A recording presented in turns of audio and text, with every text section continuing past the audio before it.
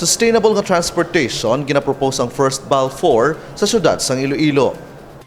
Ginapropose ang first Balfour, isa ka kumpanya sa idalom sang Lopez Group, ang paggamit sang e-vehicle bus rapid transit sa syudad sang Iloilo. Ginatuyo nga ang ini nga mga modern vehicle ang magabiyahe sa aton mga dalanon, isa man katikang sa aton tinutuyo nga mangin sustainable. Ang green vehicle, clean vehicle, eco-friendly vehicle o kon environmentally friendly vehicle ang isa ka sa isang salakyan nga wala sang dako nga halit o kon epekto sa palibot. Kumpara sa masami nato nga ginagamit nga internal combustion engine vehicles nga nagagamit sang gasoline o kon diesel, ang e-vehicles ang nagagamit sang kuryente o kon alternative fuels agud mag-andar. Ang ini nga plano mahimo man makahagan-hagan sang trapiko hindi lamang sa syudad kundi mangin sa mga malapit nga mga kabanwahanan labi na sa kabahin sang Metro Iloilo, kasubong sang Uton, Cabatuan, Pavia, Santa Barbara kag Leganes. Kung matabo, mangin masulay ang trapiko sa mga mayor nga dalan nga pakadto kag pahalin sa Iloilo International Airport. Initanan ang santo man sa 6-point agenda ni Mayor Jerry Treñas